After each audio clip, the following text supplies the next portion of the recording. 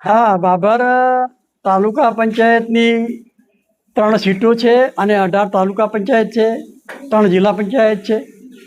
આમાં ચૂંટણીનો બહુ માહોલ હતો. માહોલમાં અત્યારે જે પરિણામ કાલે આવવાના છે એ પરિણામની તો આ સૌ લોકો રાહ જોઈ રહ્યા છે. પણ મારા મંતવ્ય પ્રમાણે અહીંના સ્થાનિક ધારાસભ્ય અને મંત્રીશ્રીના કારણે લોકોમાં ખૂબ રોષ ફાટી નીકળેલો છે. કારણ કે એ લોકોએ વાલા દવલાની નીતિથી ટિકિટો ફાળવેલી છે.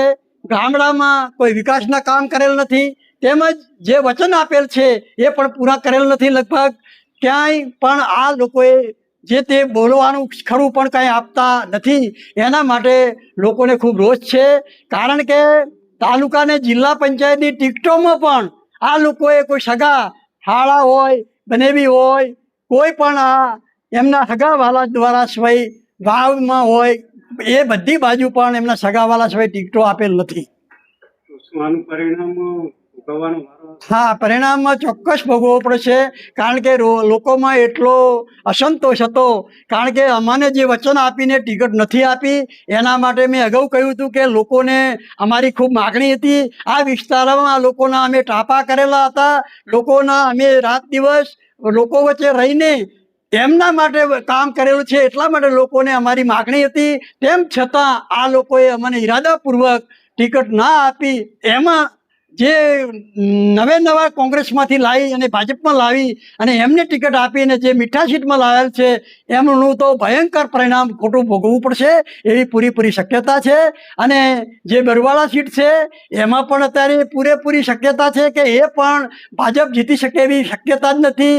સણવા સીટમાં પણ એવી ને એવી પોઝિશન છે. આ રીતે પોઝિશન એટલા માટે છે કે આ એક જ મંત્રીશ્રીના કારણે, જે સ્વરૂપજી મંત્રીશ્રીના કારણે જ આ તકલીફ ઊભી થઈ છે. લોકોમાં રોષ ફાટી નીકળ્યો છે. હજુ તો આમાં કેટલોય રોષ ફાટી નીકળ્યો છે.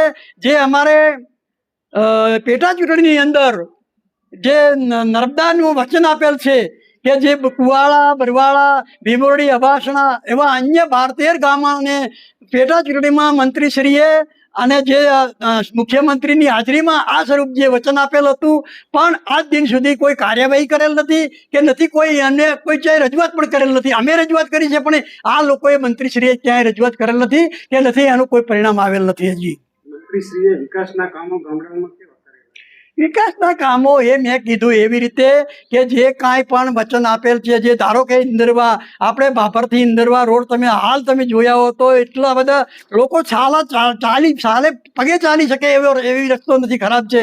હવે એ લોકોને વચન આપે છે કે લોકો રજૂઆત કરે એટલે ખોટું ઊલું બનાવવાની વાત કરે છે કે ભાઈ આ તો અમારે પહોળો કરવાની વાત છે એટલે થોડું મોડું થાય છે.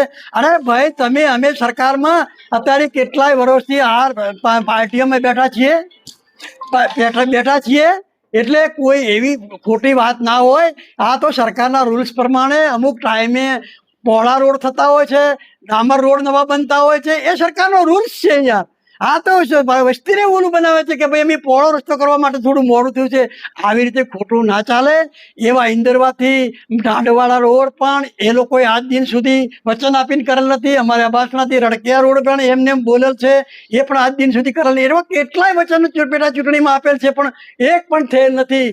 ખાલી એમના પેટા કોન્ટ્રાક્ટરોમાં વાળા દવાના પેટા કોન્ટ્રાક્ટરને કામ આપવા માટે અને એ બધું એમના મળતિયાઓને કામ આપવા માટેનું કામ કરે છે, બીજું કોઈ કામ થતું નથી.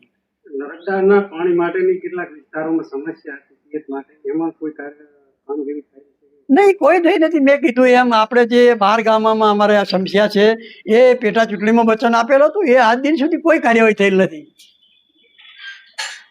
શું આનું પરિણામ આ ચૂંટણીમાં જોવા મળશે? આ પરિણામમાં માન્ય પત્રકારોનો તો ખૂબ આભાર માનવો જોઈએ, તમારો બેનનો, કાંતુભા અને ભાઈ શ્રી મહેન્દ્રભાઈ.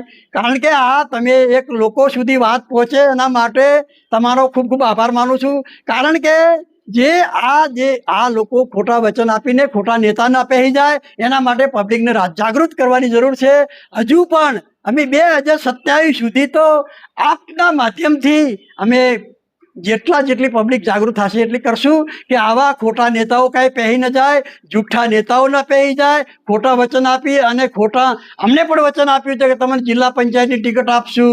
આવા વચન આપીને જે નેતાઓ જતા રહે એને પબ્લિકે પાઠ ભણાવવો જોઈએ, એમને પણ ભણાવવો જોઈએ. ને અત્યારે ગઈકાલે પણ પરિણામ ઓછું આવશે એનો પણ પાઠ, એનો પાપ પણ આ માન્ય ધારાસભ્ય અને સ્વરૂપજીને પણ પાપ લાગવાનું છે. આ પાર્ટીનું ઘોર ખોદી છે આ સ્વરૂપજી.